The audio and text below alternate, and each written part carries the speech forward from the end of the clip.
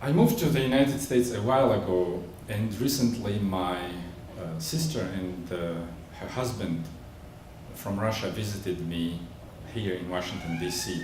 And it was their first international flight, and they didn't speak any English. And it made me thinking, if I could teach them a single, most crucial English word that could help them during their 5-hour long layover at the Dublin International Airport.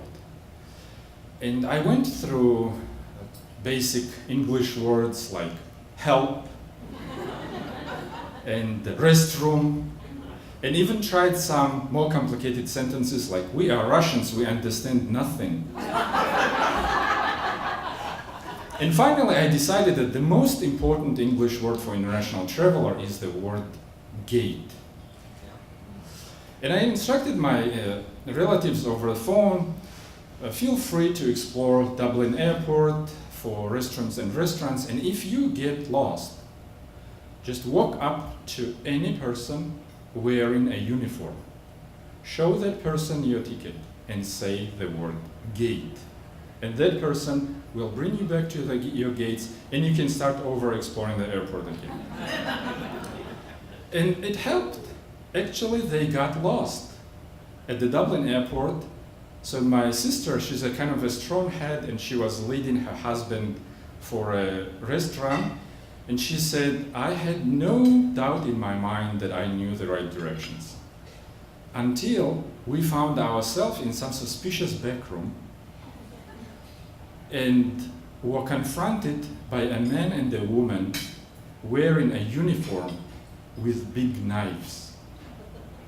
They had no idea who these Irish with knives were, but my guess is that my relatives walked into a kitchen.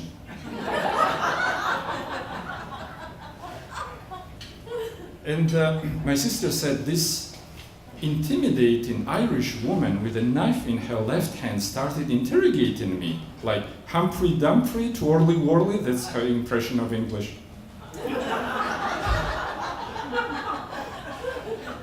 And her husband is a kind of funny man, so semi-jokingly he said, let's run. But then she said, I remembered what you said about the uniform. And with no fear, I stood up to this Irish woman and showed her my ticket and said, gate. And the woman smiled and took us back to the gates, as you promised, she said. Meanwhile, while my relatives were on their way here, my fiancée got creative. She's kind of an artistic person, and so she came up with a list of activities that we could do with the guests during their month staying in DC. And she said for the first 2 weeks we could take them to the Smithsonian museums, go to a ballet at Kennedy Center, and then we could travel to New York City, and finally at the end of the stay in here we could take them to the Grand Canyon. And I said, I appreciate your creativity, but I know my relatives. And I think that instead of spending first 2 weeks at Smithsonian museums, my sister would prefer to spend that time at the Safeway supermarket. My fiancé said, what's so special about the Safeway supermarket? I said, you grew up in a consumerist American economy. And when you walk into a supermarket, you take it for granted that the salespeople there smile at you and treat you as if you are doing them a favor by buying food. While in Russia, the supermarkets developed during the distributive Soviet economy, and when the salespeople there were government employees, and they looked down on you, and they treated you as if they are doing you a favor by giving you access to food.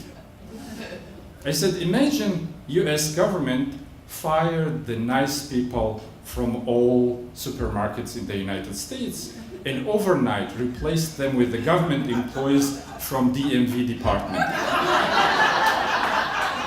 You would notice the difference next morning.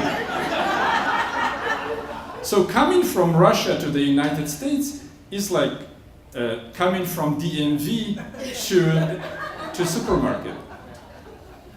So as soon as my relatives arrived, we took them to Safeway, and my sister said, "Wow, this looks like museum for food."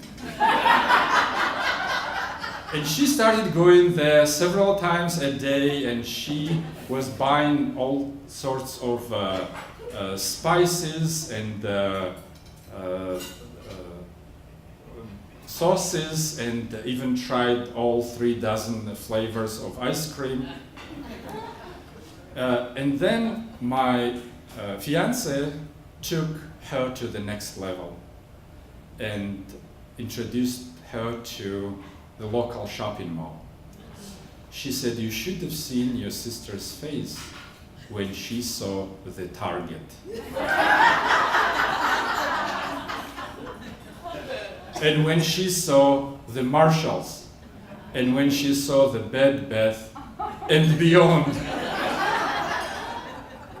And that's when my sister discovered the biggest miracle of American consumerist economy: the return policy.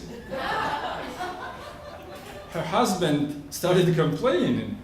He said she spends half of her day shopping, and she spends the other half of her day on Skype showing what she bought to her friends in Russia, and then she returns everything.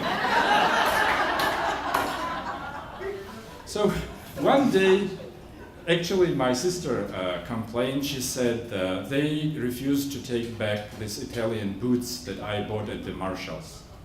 And her husband said, "Finally, the vicious circle is broken." I asked what happened. She said, they said that according to their policy, you can't return more than 75 items a month.